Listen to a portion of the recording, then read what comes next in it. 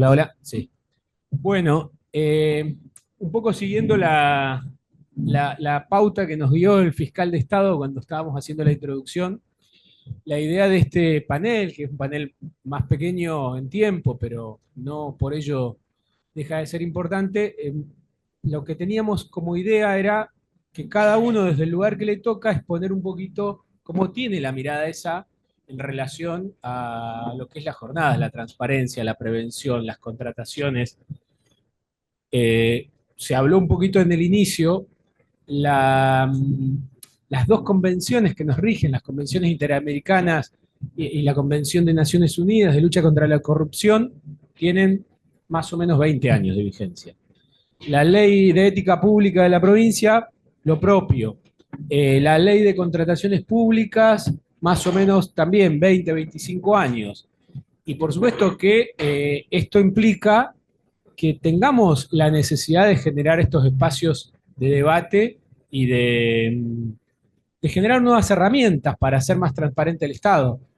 A nosotros, para aquellos que no saben mucho de qué se trata la Oficina Anticorrupción, tenemos dos grandes áreas que tiene que ver una Secretaría de Transparencia, en donde dentro del área de transparencia, justamente esto que hacemos es capacitaciones, prevención, hemos generado también un área de auditorías y la intención, un poco lo hablábamos recién con el sindicato, con NAPOC, es que estos organismos dejen de, por supuesto digo, dejen de ser, pero no quiero correrme del rol que me toca también, ¿no? Que dejen de ser los cucos, donde creen que solamente estamos para meter preso a alguien, sino que hacer algo, un trabajo contemporáneo con la gestión. Cuando la gestión entiende que nosotros podemos ayudarlos, en donde podemos brindarles un acompañamiento, un asesoramiento, hasta una propia auditoría y decir, no para buscar a alguien que tiene que ir preso necesariamente. Por supuesto que si hay un delito tendremos que hacer la denuncia, pero hacer un acompañamiento desde materia de procedimientos, en materia de un dictamen, en materia de marcarles pautas en una contratación, es un organismo que tiene dentro de sus facultades la posibilidad de hacer ese asesoramiento. Por supuesto que también tenemos que hacerlo coordinado, y acá se destacaba en el inicio de la jornada, con otros actores de los poderes del Estado. Yo no podría, o la Oficina Anticorrupción no podría asesorar a un intendente o a un ministro si no tiene una mirada en conjunto con la Fiscalía de Estado, con Contaduría, con el Tribunal de Cuentas, porque finalmente el área de compras de cualquiera de los organismos va a decir, a mí qué me importa lo que dice la Fiscalía Anticorrupción si después el Tribunal de Cuentas no me lo aprueba.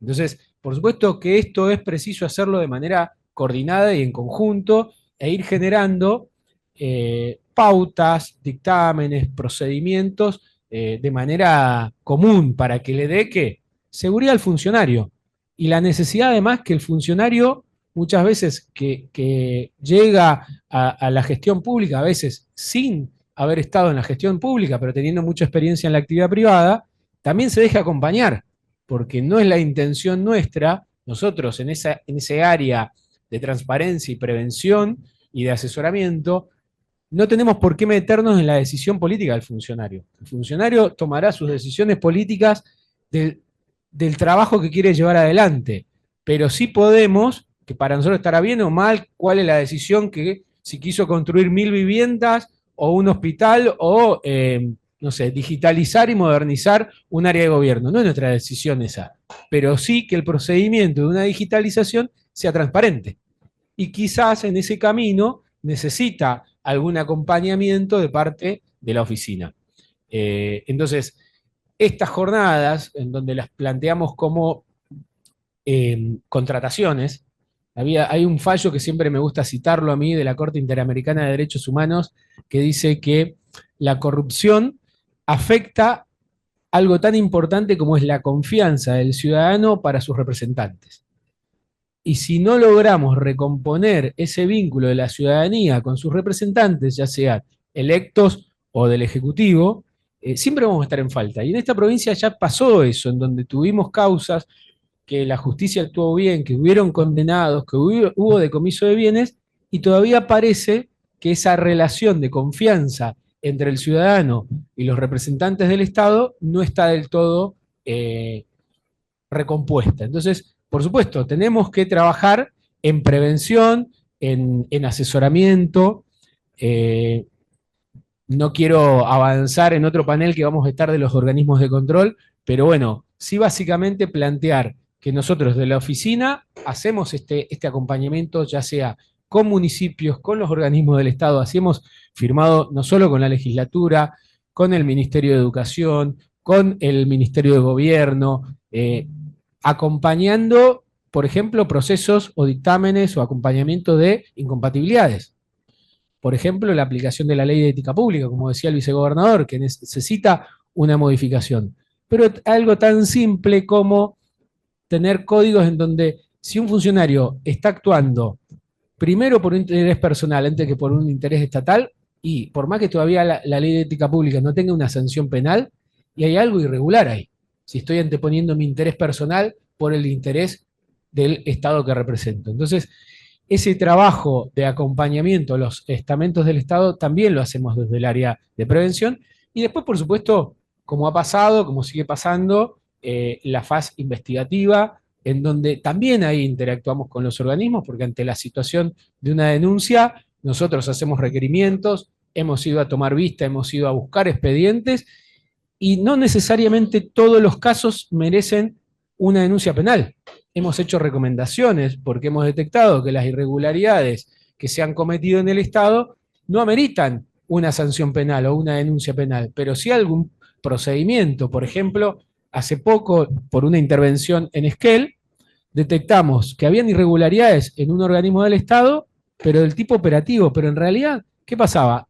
Los empleados no podían cumplir con esa obligación que tenían de la normativa porque no tenían los recursos. Entonces, ¿tengo que caer en el empleado para sancionarlo o tengo que decirle al Estado o modifica el procedimiento o le da más recursos a ese organismo para que pueda cumplir con su función? Porque si no, sancionarlo porque no cumplió con una obligación que el Estado no le aporta, no parece la solución. Entonces, hacemos necesariamente nuestras investigaciones no caen siempre en una denuncia penal. Puede haber también una recomendación o la necesidad de instruir un sumario. Y acá, vinculado a otro panel que va a haber mañana, por ejemplo, en donde hemos convocado al periodismo para que esté en un panel, el rol que juega el periodismo en la transparencia del Estado, bueno, también poder discutir y debatir con un poder tan importante como es el periodismo, como acá desde el lugar que nos toca como oficina anticorrupción, que tenemos además el deber de confidencialidad, pero que se contrapone con la necesidad del público, del ciudadano, de saber qué hace el Estado. Entonces, ¿cómo administramos en función de el periodismo esa información que por un lado tiene ciertas reservas, que por otro lado tampoco nuestras intervenciones queremos generar como un manto de sospecha que si aparece la oficina anticorrupción son todos corruptos en el organismo que estamos? No, a veces estamos para colaborar. Entonces, el manejo y la administración de esa información también es necesario darnos el espacio de debate. Así que bueno, esa es nuestra mirada en un lugar en donde en principio nos tocaría estar, o hay una mirada como que siempre estamos atrás, y nosotros con este tipo de actividades queremos estar acompañando también, acompañando y ayudando a cada uno de los estamentos del Estado que hacen a una mejor eficiencia. Así que gracias y les voy a dar la palabra ahora a Andrés Giacomún.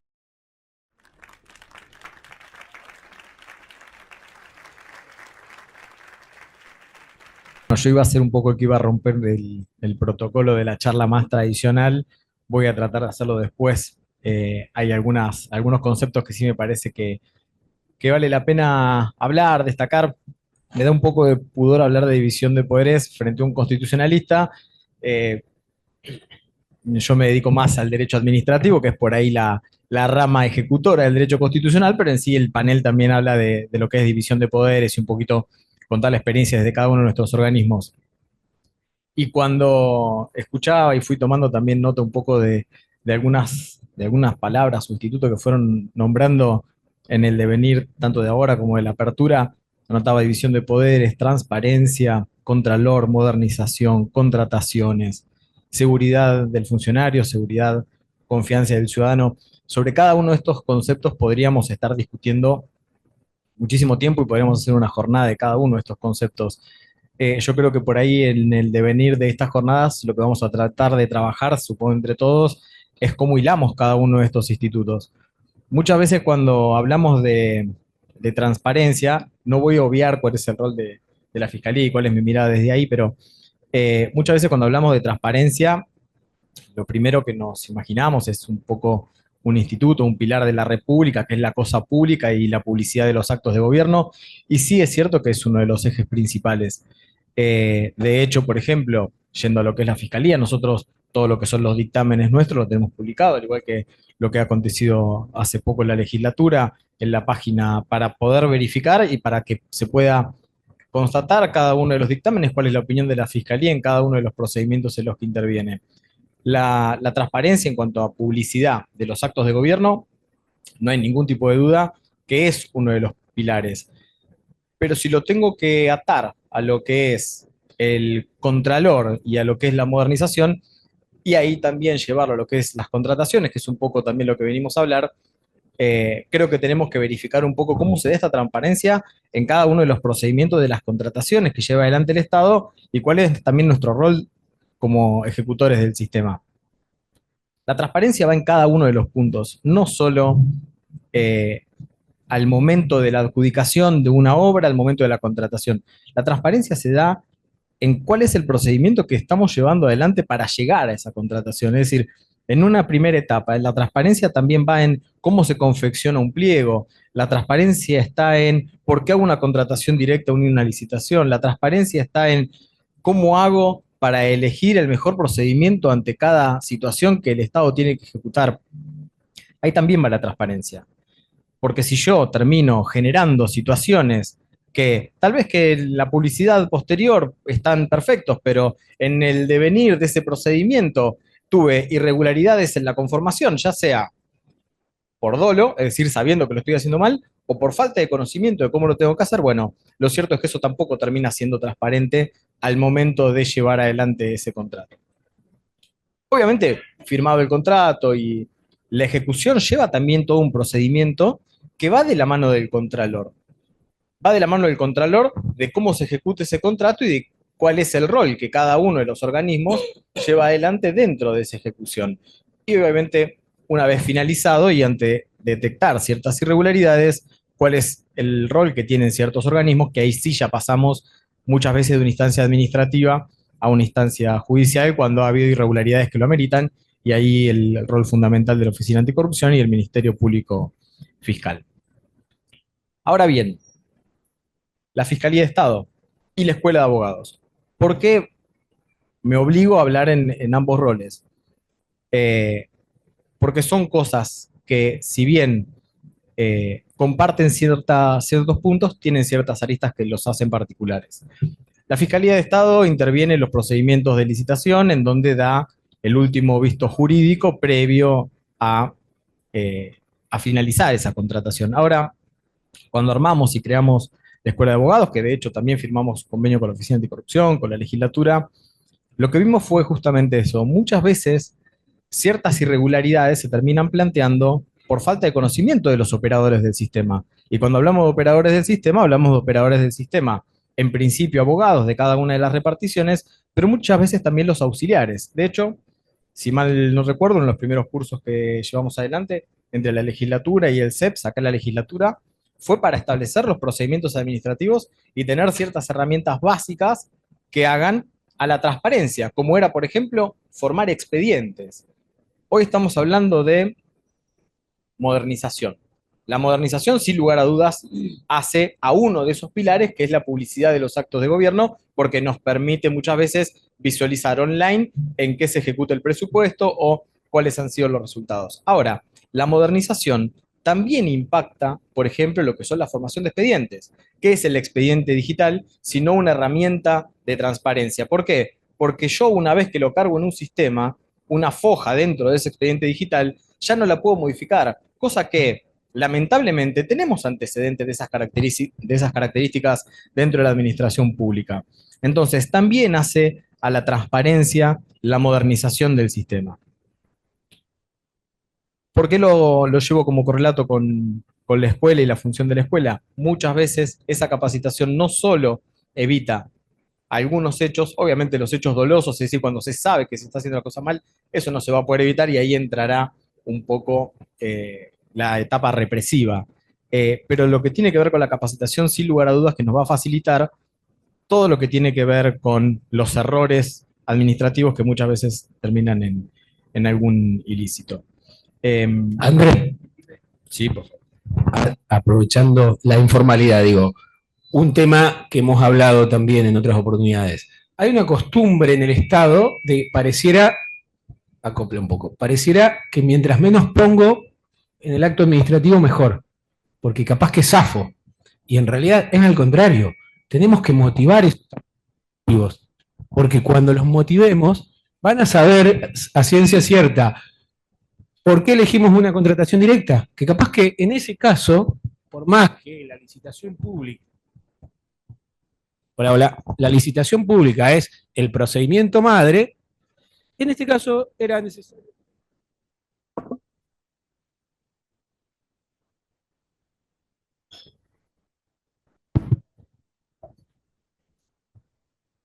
Ahora sí, perdón, ya te dejo, ya te dejo. Digo, motivar el acto administrativo. Y muchas veces, ¿qué nos ha pasado a aquellos que hemos empezado en la gestión pública? Vamos a preguntarle a alguien cómo se hace y te dicen, siempre se hizo así. Lo hacemos así porque siempre se hizo así. Y capaz que es un auxiliar que hace 20 años que está en el organismo, que probablemente tiene sobrada experiencia. No es que estoy diciendo con esto, tirémoslo por la ventana. Pero cuando le empecé a preguntar, ¿por qué? No sabe decírtelo. Porque siempre se hizo así. Entonces, perdamos el miedo de, primero, interpelar a esa persona para trabajar en conjunto, y segundo, terminar preguntando. Cuando no se sabe, como cuando éramos chicos, cuando no se pregunto. Entonces, digo, y ahí están los organismos de asesoramiento técnico. Y la motivación del acto administrativo, la Fiscalía de Estado lo sabe mejor que nadie, es fundamental, porque es la voluntad del Estado, plasmada. Nos va a cuidar más que no poner nada. Y voy a terminar o tratar de cerrar con algo que, y por eso había planteado lo del derecho constitucional administrativo, para hacer un poquito de foco en lo que es la división de poderes. Porque en realidad me atrevo a decir que hoy, lo he dicho por ahí en alguna ocasión de discutir alguna ley, la legislatura ha abierto las puertas, es más que conocido por todos los que creo que estamos acá, para realizar ciertas discusiones, y yo creo que hoy el sistema está en crisis, y cuando digo el sistema está en crisis, hablo de la modificación del statu quo, de lo que muchos de nosotros estamos muy cómodos en cada uno de los ámbitos en donde nos desempeñamos. Hablo de la legislatura, hablo del rol del Ejecutivo, hablo del rol del Poder Judicial, hablo de las normas que siempre se hicieron así, hablo de que se tiene que entender que salvo que haya alguna situación que vulnere la Constitución o algún tratado internacional, las modificaciones legislativas son totalmente factibles. Y yo creo que está el ámbito planteado para, al estar el sistema en crisis, el sistema, insisto, del que formamos parte todos, todos los poderes, esa división de poderes, volvemos a una vieja discusión de que esa división no es tal, o sea, no fue planteado en términos de división de poderes, sino más de división de funciones con alguna suerte de pesos y contrapesos, ¿no? Pero en sí lo que se está planteando hoy es que todos los operadores del sistema formamos parte de ciertas discusiones que modifican este statu quo que está en crisis. Cuando lo planteamos en las reformas procesales penales, fue una iniciativa del Poder Ejecutivo en un punto, la Procuración había presentado un proyecto de ley, se discutió en la legislatura con organismos de la sociedad civil, con cada uno de los actores del sistema. Bueno, se llegó a un resultado con unanimidad. No, desde ya es muy posible que nunca logremos unanimidad porque está bien que haya distintos puntos de vista. Lo que no hay duda es que están sobre la mesa discusiones que, sin ir más lejos, hoy se planteó el Código Electoral. Una situación que viene, una deuda pendiente de hace muchísimos años, y como esas otras, ley de contrataciones. Si hablamos de transparencia en términos de contrataciones, sin lugar a dudas que uno de los ejes sobre el que vamos a trabajar y a discurrir los últimos 6 meses del año seguramente sean sobre el debate de una ley de contrataciones, a punto tal de que no solo esa división de poderes no está tan marcada en estos puntos, sino que también lo mencionó el gobernador, presentado por un legislador de la oposición. Entonces, el sistema hoy amerita ciertas discusiones como las que se están llevando adelante hoy. Agradezco y quiero nuevamente hacerlo a los expositores que se toman el tiempo de venir desde Buenos Aires prestigiosos y que sé que tienen agendas muy, pero muy ocupadas. Gracias por también acercarse hasta acá a charlar con nosotros. Así que, bueno, gracias obviamente por esta iniciativa. Y bueno, espero que en algún ratito más podamos discutir alguno de estos temas. Gracias.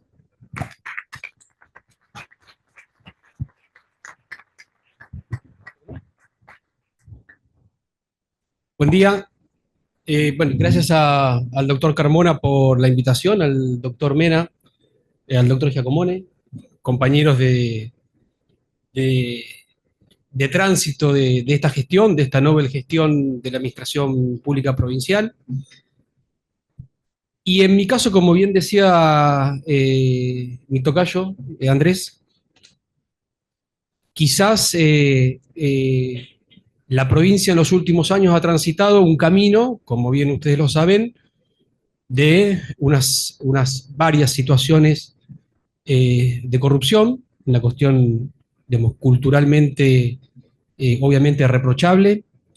Creo que ha jugado un papel y hasta aquí proactivo el doctor Carmona en estas iniciativas. Nos va a llevar cambiar o migrar esa situación hacia procedimientos administrativos estándares donde a nosotros nos permitan quitarle ese sesgo de arbitrariedad a los funcionarios.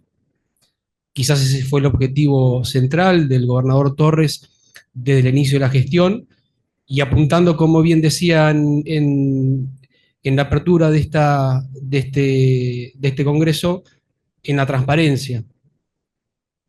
Y aquí sí tenemos que hacer algunas cuestiones particulares, porque si bien el gobernador en su objetivo final y en su mente ya tiene la visión política de donde uno quiere llegar, que es, y ahí está el secretario de Modernización que tiene principal importancia en este proceso, en el expediente digital, en los procesos fundamentalmente de eliminación del papel, como bien decía el fiscal de Estado, que hace mucho más transparente en ese proceso o en ese procedimiento administrativo, pero también hacia adentro nosotros, que somos quizás los funcionarios más grandes de edad y que tenemos muchos años en la administración pública, nos toca hacer docencia, no solamente de funcionarios, sino también de empleados administrativos, que como bien le soplaba al doctor Carmona, una decisión administrativa se tomaba de tal forma porque siempre se hizo así y nunca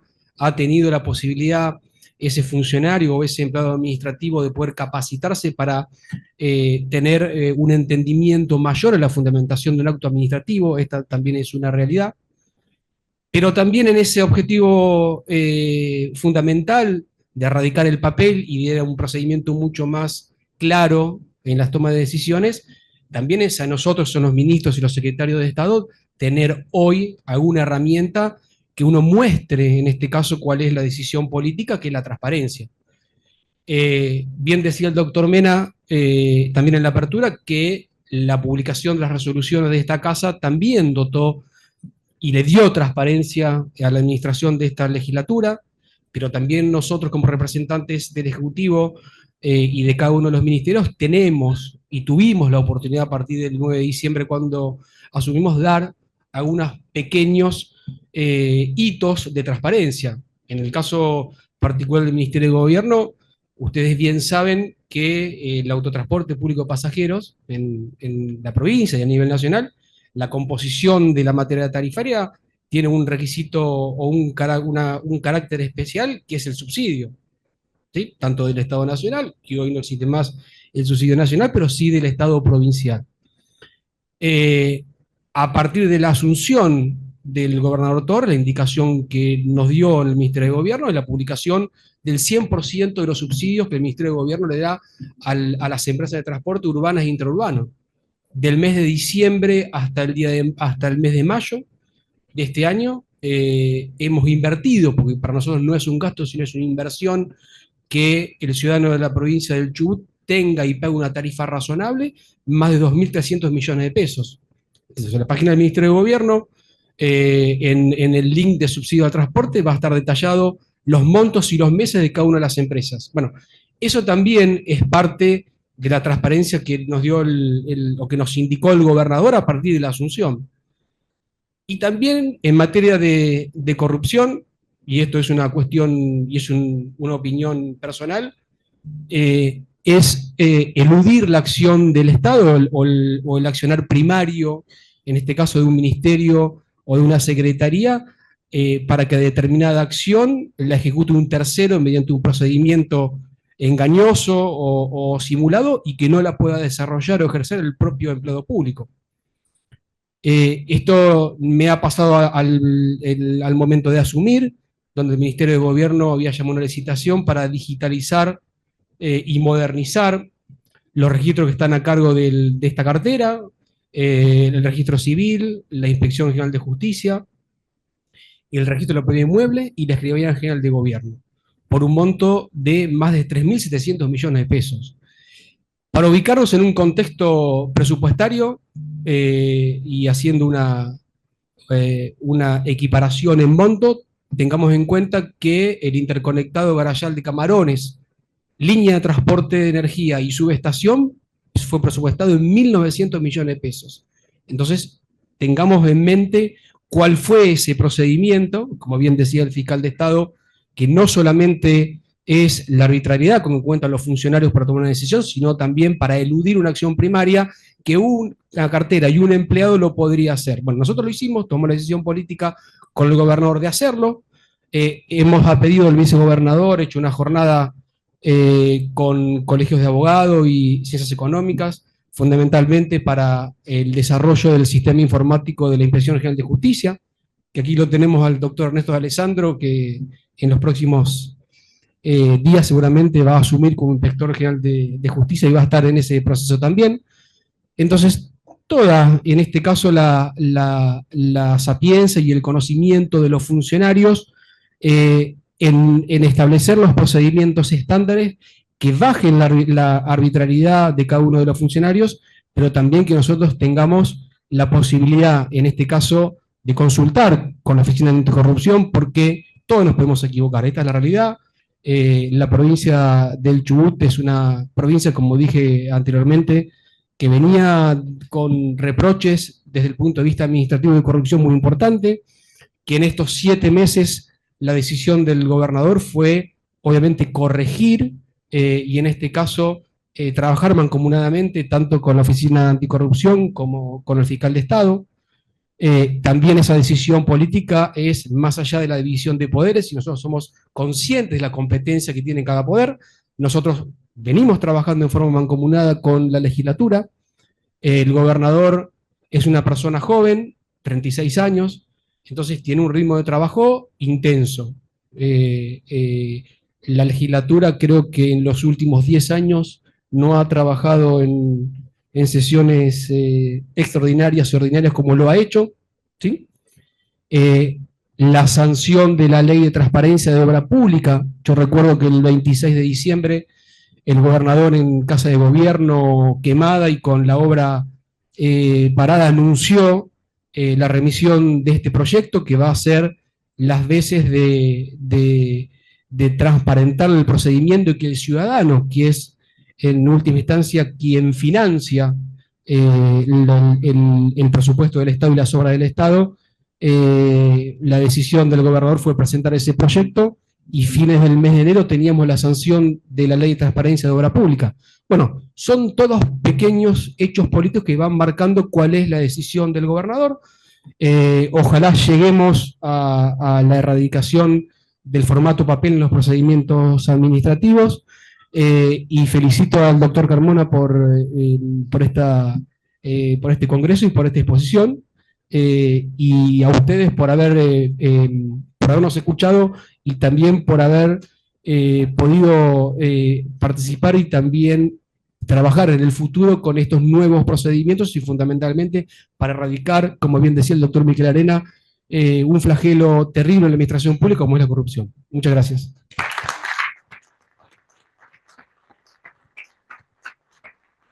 Bueno, antes de darle la palabra al vicegobernador, 2 cositas, 2 tips de los 2 Andrés. Digo, fíjense conceptos. el acto administrativo que planteaba el fiscal de Estado, la arbitrariedad que planteó el ministro de Gobierno, cómo hacemos para quitarle la arbitrariedad al funcionario, pero es que la motivación tiene que ver con que el Estado tiene un poder de discrecionalidad. Yo puedo elegir determinadas cuestiones, lo que no puedo hacerlo arbitrariamente. Cuando yo motivo el acto, en esa elección fundamenté y dije, no fui arbitrario, no dejé afuera en una contratación o en una selección a alguien porque se me da la gana. Lo hice motivadamente. Ahí está el poder discrecional que tiene el Estado y que lo tiene que tener en elegir entre una u otra cosa, entre un procedimiento y otro, pero motivadamente. Bueno, Gustavo. Bueno, muchas gracias. Cuando se nos convocó, se nos dijo este panel tenía que ver con la división de poderes en el marco de una jornada que organiza la Oficina Anticorrupción, y creo que es muy pertinente porque los temas están vinculados. Esa famosa sentencia, todo poder corrompe, poder absoluto corrompe absolutamente, que se la adjudican mucho, ¿no? Se la disputan.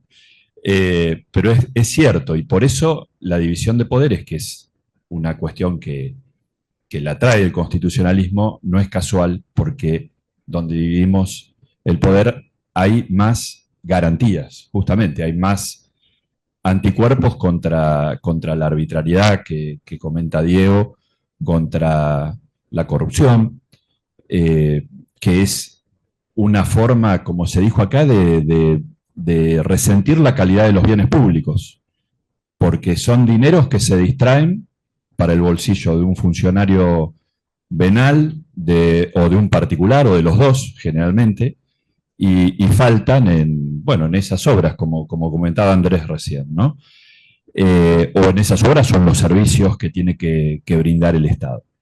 Y yo refería en la apertura, no es casual, hay solo 2 delitos constitucionales, y los 2 son cláusulas históricas de la Constitución. Una es, y tienen que ver con esto, uno es la concentración del poder en una sola mano, la suma del poder público, que la Constitución histórica dice, bueno, el que consienta esto o propicie esto tiene que recibir la pena de los infames traidores a la patria. Y en la reforma del 94, el tema de la corrupción la equipara la Constitución a los atentados contra el orden constitucional. Y yo en esto quiero hacer una reivindicación, porque estamos a 30 años de ambas reformas, la nacional y la provincial, que tenemos un diseño constitucional en la provincia que, por supuesto, después puede fallar, porque fallan las personas, ¿no? Pero que previene contra todo esto. Y yo creo que también tenemos que hacer esa mirada con perspectiva. ¿Qué pasa con la división del poder? La división de los poderes históricamente en Argentina se ha visto resentida, y eso fue un escenario facilitador de la corrupción en general. O sea, tiene una raíz institucional, de debilidad institucional. Y fueron distintos fenómenos, los decretos de necesidad y urgencia, la delegación legislativa, todo eso fue conspirando. Y a mí me interesaba traer acá esta reflexión brevemente, que es cómo la Constitución del Chubut, a la que tenemos que completar y acompañar con normativa infraconstitucional, como la que hoy se mencionó, previno de una mejor manera. No es que quiera hacer una confrontación de pelea, pero digo, comparemos estos institutos. Los decretos de necesidad y urgencia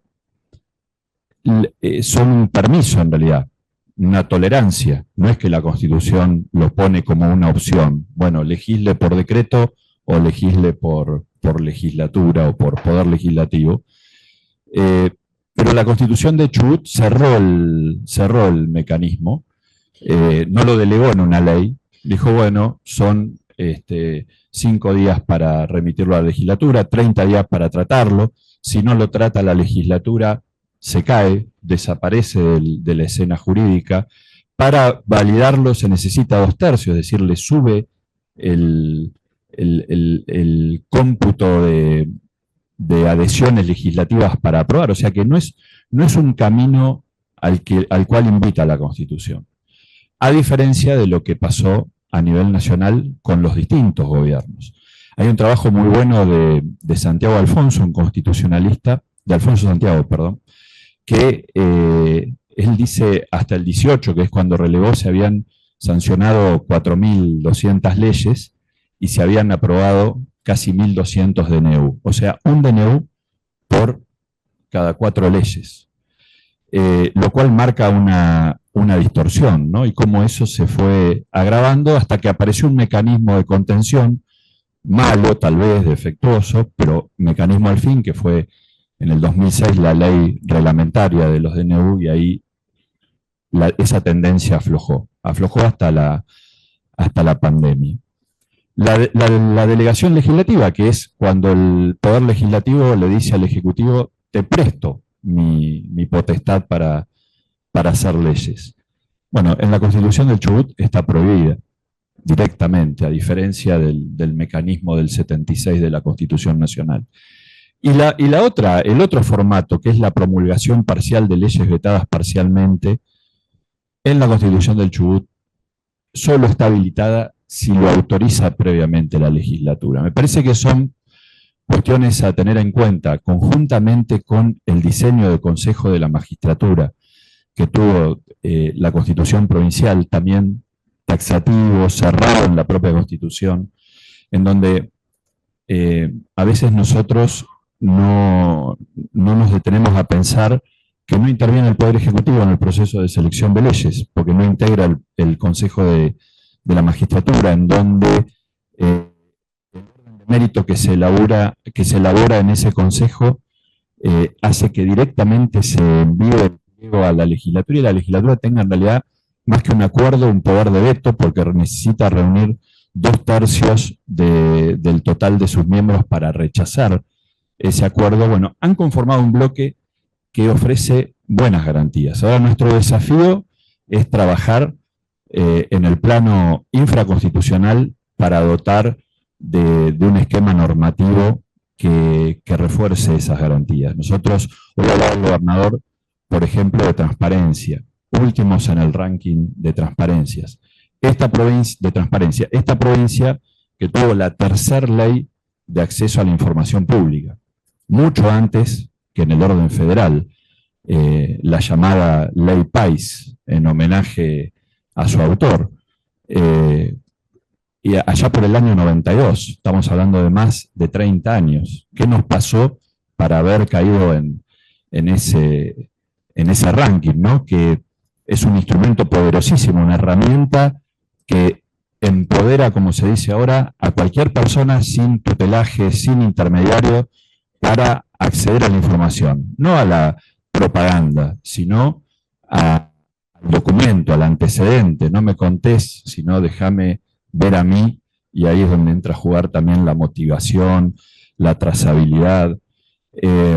Algunas normativas como las que se ha avanzado ahora, extinción de dominio, transparencia en la obra pública, ficha limpia, en donde fuimos la primer provincia en otra gestión, ahora ampliada a toda la gama de delitos dolosos, y próximamente, como también adelantó el gobernador, para los cargos de designación no electiva. El marco legal de protección de testigos y denunciantes de hechos de corrupción, que está vacante en todo el país y también en la provincia. La actualización de la ley de ética pública y todos estos mecanismos de expediente. El expediente, que es un mandato de la ley de procedimiento administrativo, que sorprendentemente en algunos ámbitos, incluido se fue generando esa costumbre del papel en mano, desprendido, ya no digo el digital, sino siquiera del expediente de papel, que es una garantía para la sociedad, pero es una garantía para el funcionario, porque quienes tenemos una responsabilidad de administrar un patrimonio ajeno, en este caso público, otorgamos o damos muchos actos administrativos o providencias a lo largo del día. Entonces, el expediente y la motivación es un reaseguro para uno mismo. El día que tenga que dar una explicación, que esté sujeto al escrutinio de un juez, de un fiscal, de la opinión pública, de un periodista, de un... Entonces, recuperar esa cultura del expediente, pero no como la instancia burocrática, sino como ese reaseguro que permite trazar todo el recorrido de una decisión, su motivación, su fundamentación, es un reaseguro para la sociedad, pero también para el funcionario que de buena fe está otorgando actos a lo largo de su desempeño. Bueno, en definitiva, como decíamos al principio, es reforzar los mecanismos institucionales, constitucionales de división de poderes, de control, de transparencia, de publicidad, y me parece que en la medida que nosotros seamos capaces de reconstituir ese entramado normativo, también vamos a recuperar el crédito público y poder invertir mejor los recursos públicos para lograr bienes y servicios de calidad. Muchas gracias.